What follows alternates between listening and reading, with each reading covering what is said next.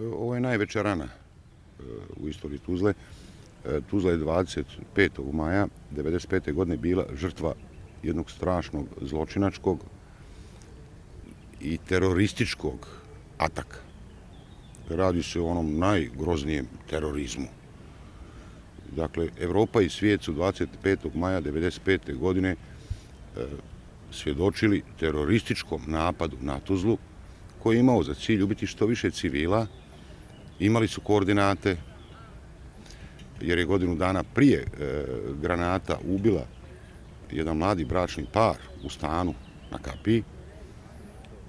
Imali su, dakle, koordinate i znali su da se radi o okupljalištu tinejdžera mladih.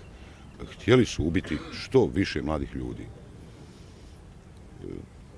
Taj terorizam morao je biti rigoroznije osuđen.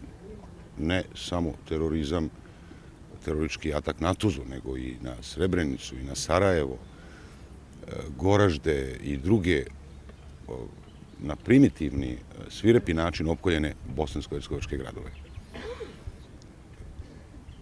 Sigurno je da bi ovaj svijet danas i svijet i Evropa izgledali bolje da su ti teroristi u većem broju te ubice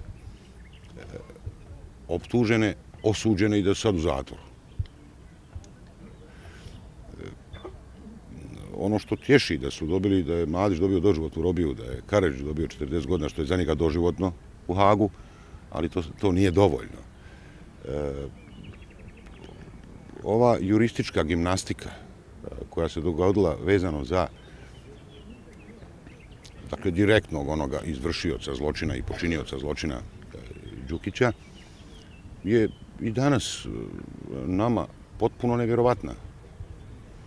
Dakle, ako su trebali jednu presudu ukinuti, a onda nastaviti istragu i dići novu optužnicu, kako su mogli pustiti da on pobjegne iz zemlje? Dakle, moguće je da neko bude slobodan i 5 minuta i 5 sati. Dakle, zašto on nakon što je, eto, neko našao da je presuda pogrešna, prvo zašto je pogrešna, ali dobro, eto, kad je već, zašto je pušten da pobjegne? To će ostati veliki upitnik iznad glava. Da se prisjetim, ja sam tu stanovala, oko tenisa ova zgrada. Tu sam stanovala, a radila sam na Korzu. Na Korzu baš je. I ja sam sa komšinicom sjedla na terasi, baš smo gledali kako divan dan. I odjednom je granata. Odjednom mi smo skočile, ja i ona, u trenerci sam trčala. Jer tu mi je, gdje sam radila, radnja bila. Nisu nam dali od peke dalje proći. Uopšte nismo znali da je on tu bio, jer mi je bila i od brata unuka, od Amidže, pardon. Strašno je bilo, strašno. Sjetim, to je sirene, mi ne znamo šta se dešavalo.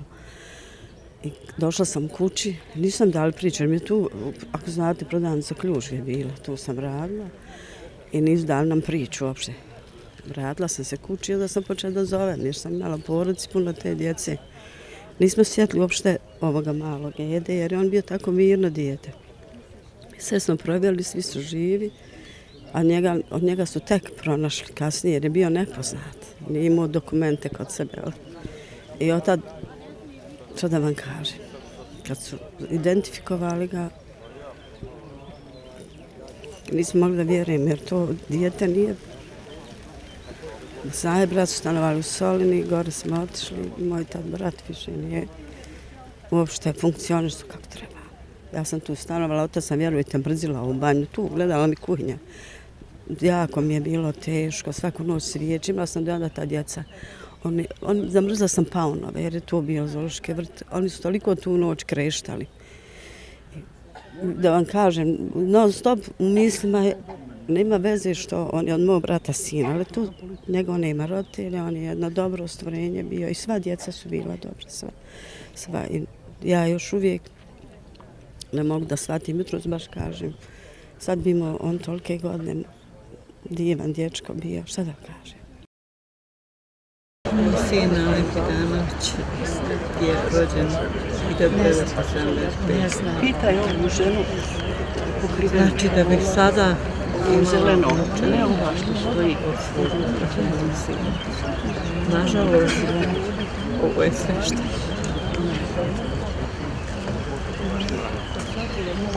Ali imam utjehu u dvijema unukama kćerke.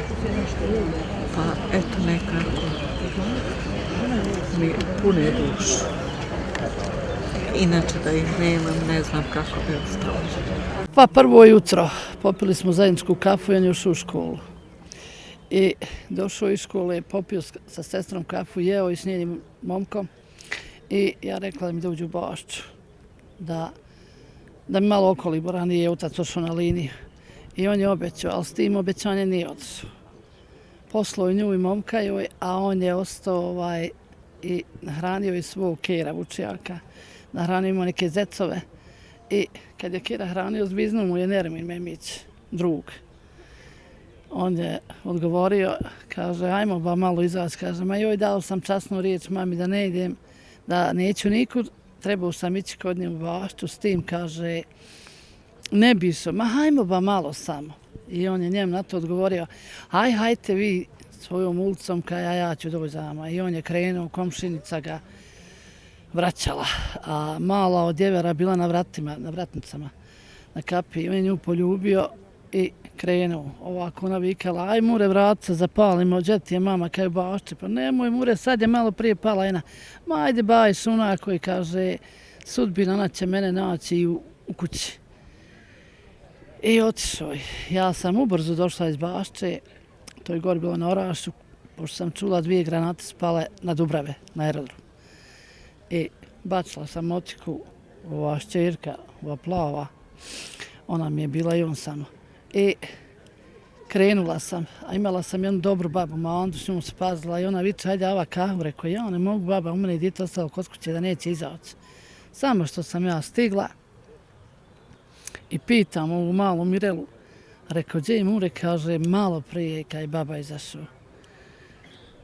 I ja ovdje im nahranim muž golubove i kokoši, samo što sam stala, išćem sapun od nje da operem ruke, ona je pala, ona je svu Tuzlu podrmala, svu. Ja sam samo uletla u kuću, vidim, piše na televizoru specijalna emisija. I ja sam strčala do Zlokovca. Na magistrali nema nikoga, odoreku tamo i stepence. I na stepencama, desim prema stepencama, mladića gotiva sređen, to je moguće bio doktor Tanović. Tražio je ekipu za pomoć. I ja sam njega u tom svom bunilu pitala, dobra večer. Rekao, znate gdje je pala granata? Kaže, na kapiju majkov centar srca. Ja sam se vratila, nisam više nikud išla kući. Rekao, haj sad kad uđem kući, on će na kauču rijeti, ej, luda ženo, poginut ćeš od mene. Kaki, dolazi moja čerka, ruči na sobi. Samo sam joj rekla s vrata, nema brata više. Jer mi je nešto lijepo reklo, nema brata više.